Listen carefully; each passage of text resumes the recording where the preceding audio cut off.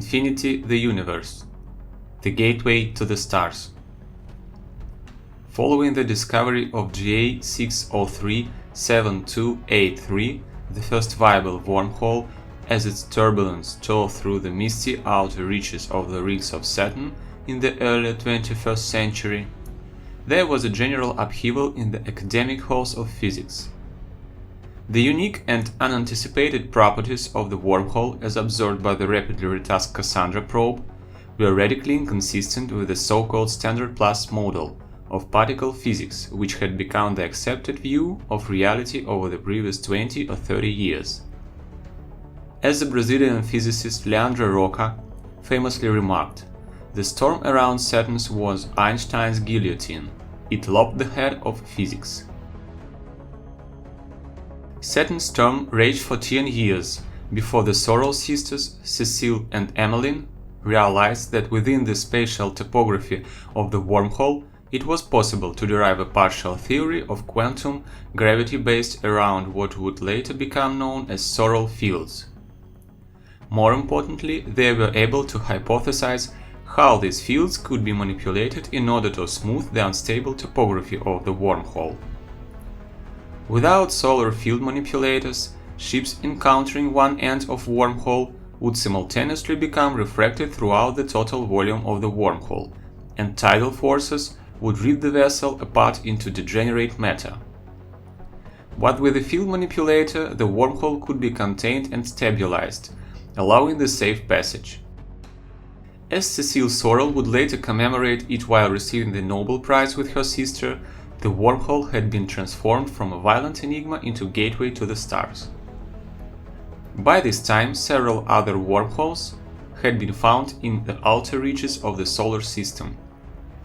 The earliest Sorrel manipulators only allowed for the transit of small probes, followed by short bursts of information before the channel collapsed.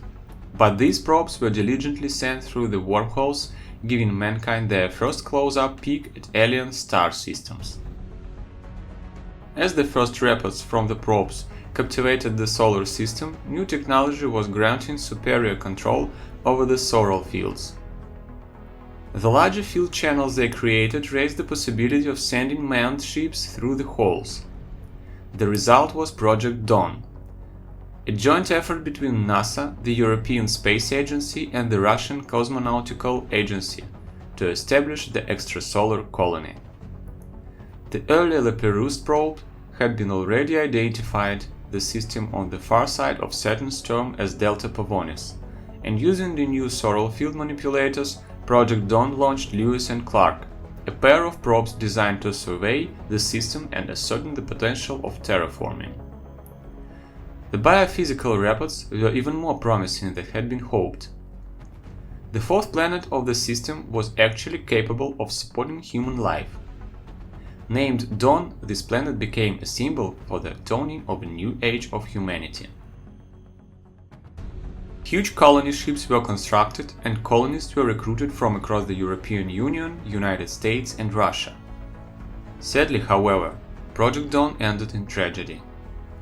During the wormhole transit of the Aurora, the second colony ship sent to Delta Pavonis, there was a catastrophic failure of the ship's field manipulators.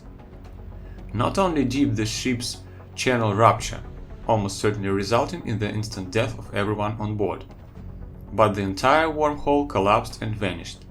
Saturn's storm had at last calmed, and the entire human race mourned its loss.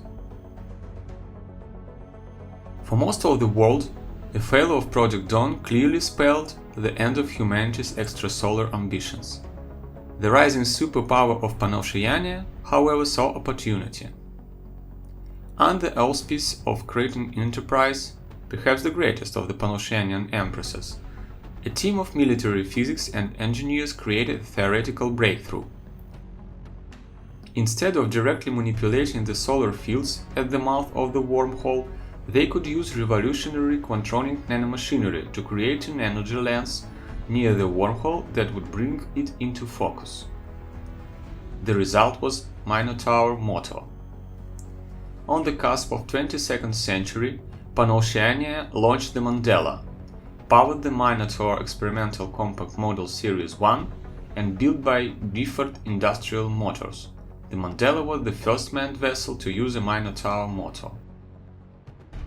Punching through the Trans-Plutonian hole, the Mandela discovered the lush and vibrant world which would become known as Neoterra, the future hut of humanity.